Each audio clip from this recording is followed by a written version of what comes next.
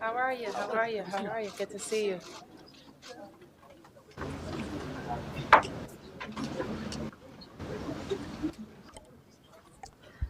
Good evening, everybody. Thank you for being here.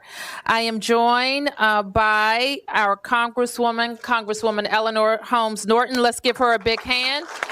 for carrying H.R. 51 to a markup tomorrow, and you will hear from the Congresswoman of just what that means for us. I also want to acknowledge that we've been joined by the chairman of the council, our Representative Garcia, DC Vote, and our veterans for DC statehood. Let's give them a big round of applause. I also want to acknowledge and thank members of our team, Statehood HQ here at City Hall, Beverly Perry in the Statehood office, and Jean Kinlow, and the entire team. Thank you for that. So you know what we're here to talk about. We're talking about Washingtonians being tired of being second-class citizens. We are tired of politicians who are sent to D.C. to represent their states interfering with our state. We are tired of taxation without representation, of sending $6.5 billion every year to the federal government without one vote on how to spend it.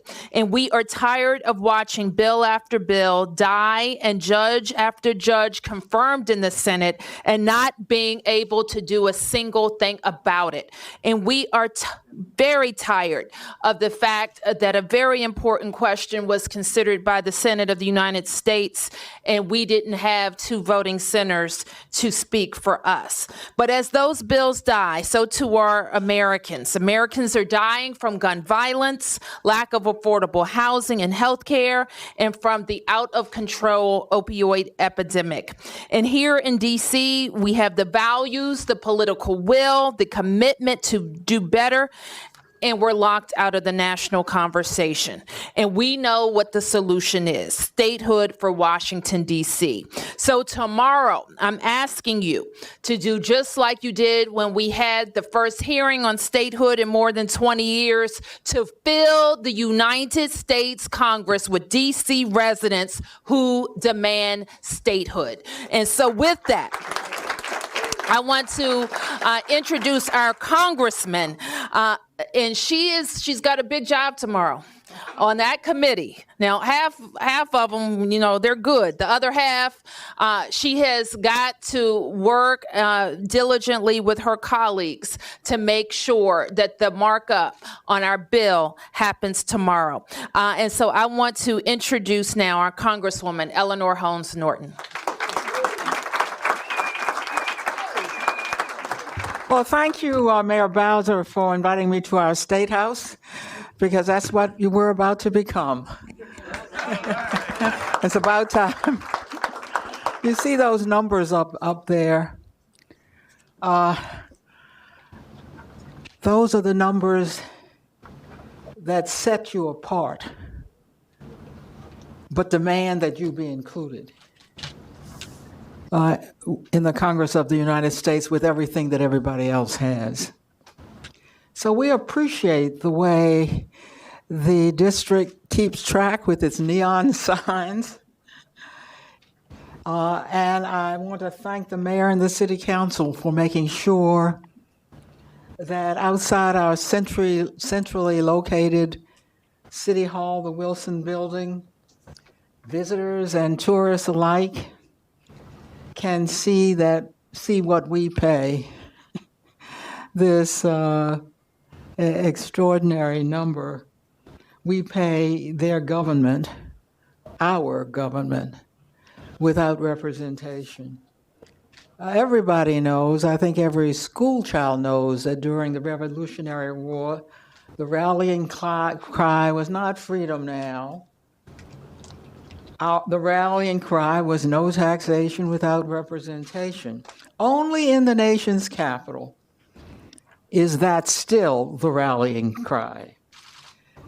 This remains true for us despite our nation's founding principle that no resident should be taxed without representation in the government, in their own government. Yet today, the District of Columbia, our residents in the District of Columbia not only pay taxes, that's bad enough. They pay the highest taxes per capita in the United States of any jurisdiction. So if you don't remember anything else I say, remember that figure. Highest taxes per capita. Our residents contribute more than 22 states who have full representation do to support our government. The taxation issue strikes at the very heart of our case for DC statehood. There are many reasons for it, but there's no reason quite like the taxation issue. DC residents pay the very same federal taxes as other Americans. In turn, we demand the same representation. Fair is fair.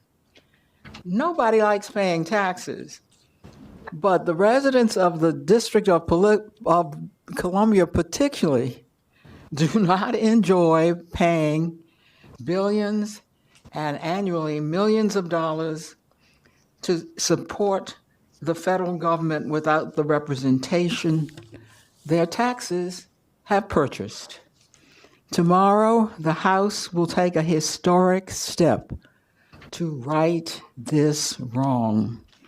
Thanks to the leadership of our chairwoman, Carolyn Maloney, the House Oversight Committee on which I serve will mark up and importantly will vote on H.R. 51 to send our D.C. statehood bill to the House floor. For 219 years, the citizens of our nation's capital have not been equal to other Americans. For 219 years, Congress has ignored this inequality and disenfranchisement on their very doorstep. Tomorrow, that changes with a vote in committee.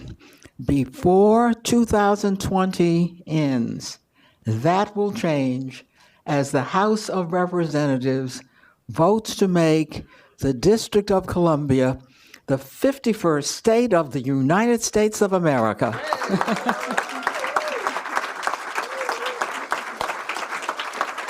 Thank you, Congressman. We'll be right there with you. And now I'd like to bring up Chairman Phil Mendelson.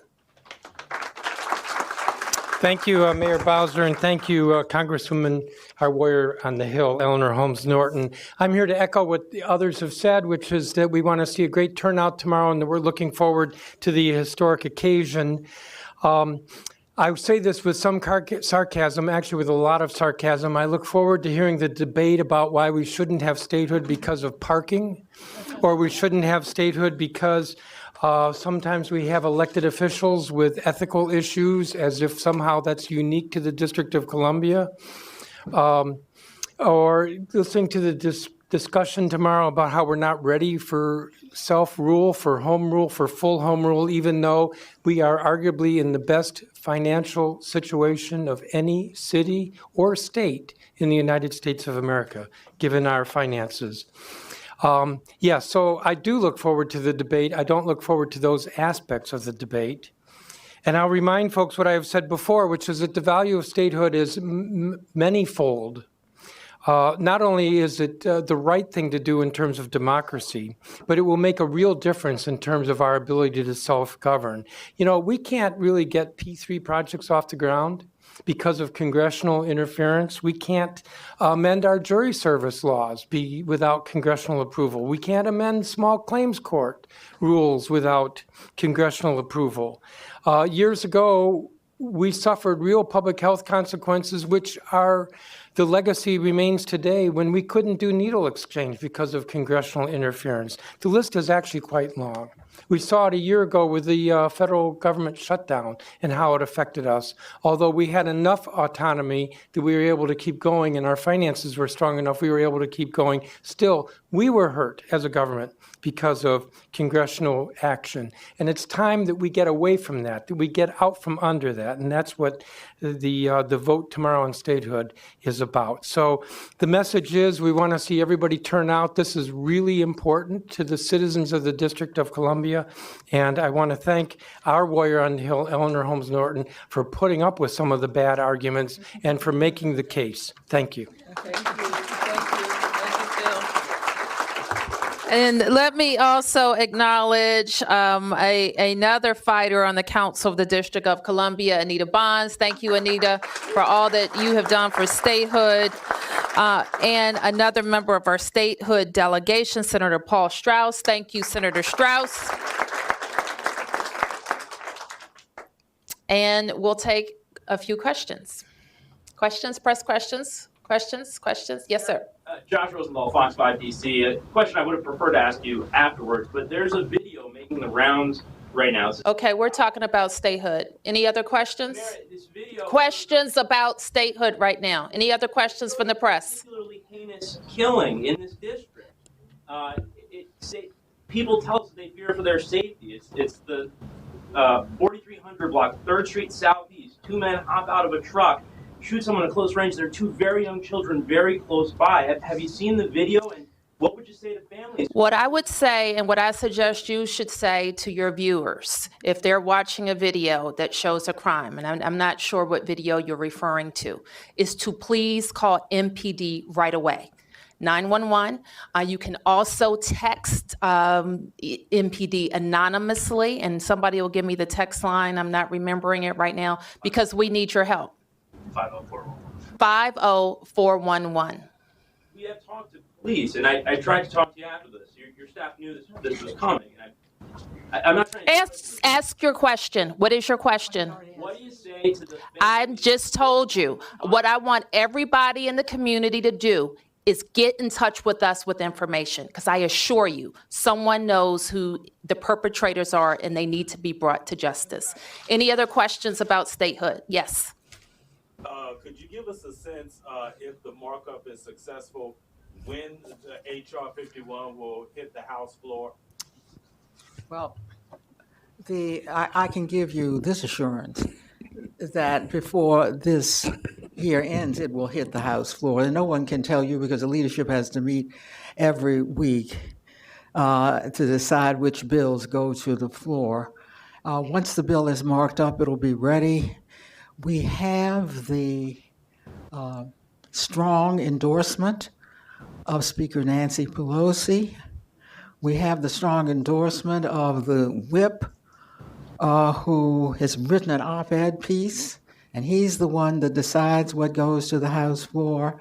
And by the way, you will hear tomorrow, because they come here, the members of Congress come here, you will hear fodder like the kinds of incidents that occur in every city, in every state, where there are killings, where there are accidents, and you will hear Republicans bring up this fodder time and time again. It means that those of you who are coming to the House, you will watch, and just as the mayor was not distracted just now, I want to assure you that we will not be distracted as just those kinds of issues are raised, which have nothing to do with whether or not you who pay federal taxes are entitled to the same rights as everybody.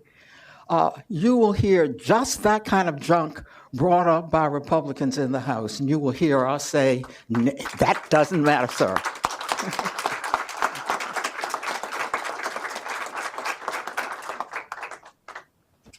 Statehood, statehood, statehood. Thank you, everybody. See you tomorrow, 10 a.m. Good job. Thank you.